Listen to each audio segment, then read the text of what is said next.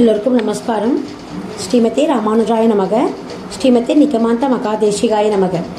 இந்த அடைக்கலப்பத்தில் முதல் 4 பாசுரங்களை நம்ம பார்த்துட்டோம். இப்போ 5வது பாசுரத்தை இப்போ நம்ம பார்க்கலாம், அனுபவிக்கலாம், சேவிக்கலாம். ஆனால் எப்பயுமே அர்த்தத்தோடு சேவிக்கும் பொழுது அதுக்கு ஆற்றல் அதிகம். எந்த காலத்துலேயும் மறக்கவும் மறக்காது. அது அப்படியே நம்ம முன்னாடி ஒரு படம் போல் நம்ம முன்னாடி ஒரு காட்சி ஓடும். அதுதான் அடைக்கலப்பத்தில்.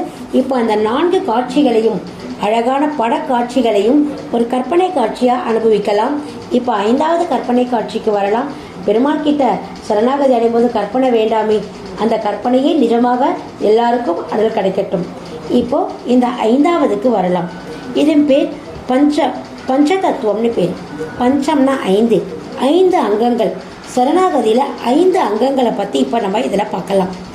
உகக்கும் இவை உகந்து உகவாத அனைத்தும் ஒழிந்து உறவு குணம் மிக துணிவு பெற உணர்ந்து வியன் காவலன வரித்து சகத்தில் ஒரு புகழில்லாத தவமறியேன் மதில் கட்சி நகர்கருணை நாதனை நல்லடைக்கலமாய் அடைந்தேனே.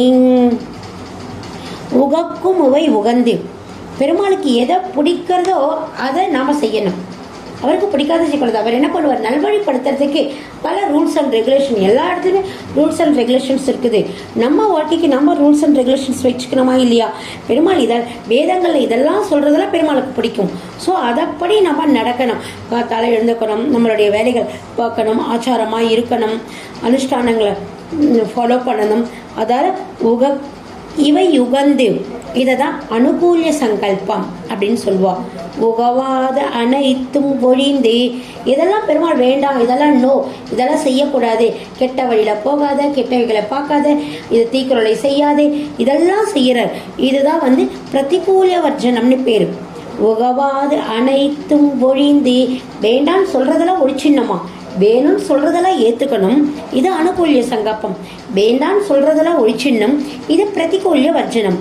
உறவு குணம் மிக துணிவு பெற உணர்ந்து, அதாவது பெருமாள் மேல நம்பிக்கை வைக்கணும். பெருமாள் மேல நம்பிக்கை வைக்கணும். எப்படின்னா, அந்த மகா விஸ்வாசம் மிக முக்கியம். அவன் நம்மளை பார்த்துப்பான் அப்படின்னு நம்ம நம்பணும். அந்த நம்பிக்கை இருந்தால் தான் அவன் மேலே நமக்கு ஒரு பாசம் வரும். இப்போ ஒரு குழந்தை, ஒரு அம்மா ஒரு அப்பா குழந்தைய தூக்கும் பொழுது தலைக்கு மேலே தூக்குறா, அந்த குழந்தை பயப்படுமா? பயப்படாது. நம்ம அப்பா நம்ம கீழே போட மாட்டோன்னு அதுக்கு ஒரு தைரியம் இருக்குது. அந்த மாதிரி நம்பிக்கை அந்த குட்டி குழந்தைக்கு எப்படி தன்னுடைய பெற்றோர் மேலே நம்பிக்கை இருக்கோ, அந்த மாதிரி பெருமாள் கிட்ட நம்பிக்கை இருக்கணும். நம்மளை அவன் கீழே போட மாட்டான், நமக்கு எந்த தீங்கு செய்ய மாட்டான் அப்படின்ற நம்பிக்கை இருக்கணும். வியன் காவலன வரித்து, அதாவது பிரார்த்தனை பண்ணணும் அவன்கிட்ட. எப்படி பிரார்த்தனை பண்ணணும்? அதாவது பக்தியெல்லாம் பண்ணணும், அதாவது மந்திரங்கள் சொல்லணும், வேதங்கள் சொல்லணும், பிரபந்தங்கள் சொல்லணும், இதெல்லாம் அவசியம் இல்லை. பிரார்த்தனை பண்ணணும், அவனை கேட்கணும். அவன் கூட நம்ம நேராக பேசலாம். என்னப்பா நீ சாப்பிட்டியாப்பா? நான் இதை சாப்பிட்டப்பா. நீ எப்படி இருக்க? நீ எப்படி இருக்க? இந்த வஸ்திரம் உனக்கு நல்லா இருக்குப்பா, இவ்வளோ நல்லா இருக்க நீ அப்படின்னு குழந்தை கூட நேராக பேசுகிற மாதிரி நம்ம பிரார்த்தனை பண்ணணும். நான் இன்னைக்கு கடைக்கு போயிட்டு வந்தப்பா, என்னன்னே தெரியல, ஒரு மாதிரி தலை வலிக்கிறது, எனக்கு என்னன்னு தெரியல, கொஞ்சம் பார்த்துக்கோயே அப்படின்னு பேசலாம், தப்பு கிடையாது.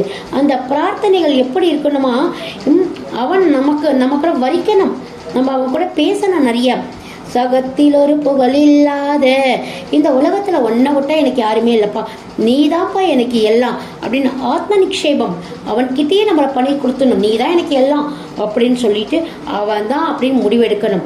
தவமறியேன் மதில் கட்சி, ஒன்ன தவிர எனக்கு இந்த கட்சிததில், இந்த காஞ்சிபுரத்துல நகர்கருணை நாதனை, இந்த ஊருக்கே, இந்த காஞ்சிபுர நகரத்துக்கே நீ கருணை நாதன், நீதான் ஒரு ஹீரோ, நீதான் ஒரு, அதாவது மேன் ஆஃப் த மேட்ச்ல எப்படி அந்த மேன் எல்லாத்துலேயும் ஆல்ரவுண்டராக இருக்கிறாளோ, அது போல நீதான் இந்த காஞ்சிபுரத்துக்கே ஆல்ரவுண்டர். உன்னுடைய பாத கமலங்களை நல்லடைக்கலமாய் அடைந்தேனே அப்படின்னு இந்த பாசுரத்தில் அந்த பஞ்சதத்துவத்தில் 5 அங்கங்களினுடைய சரணாகதியை சொல்றார்.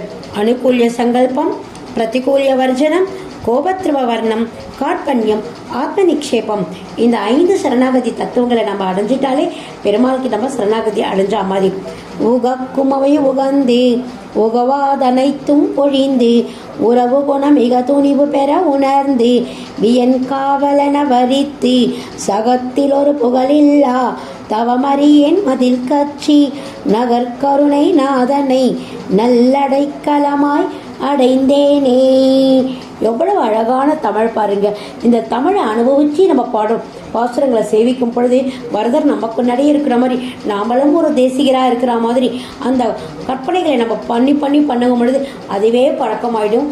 அதுவே நம்மளால் அனுபவிச்சு பெருமாளை சேவிக்கிறதுக்கு ஒரு வழியாகவும் இருக்கும். எல்லோருக்கும் நமஸ்காரம், மிக்க நன்றி.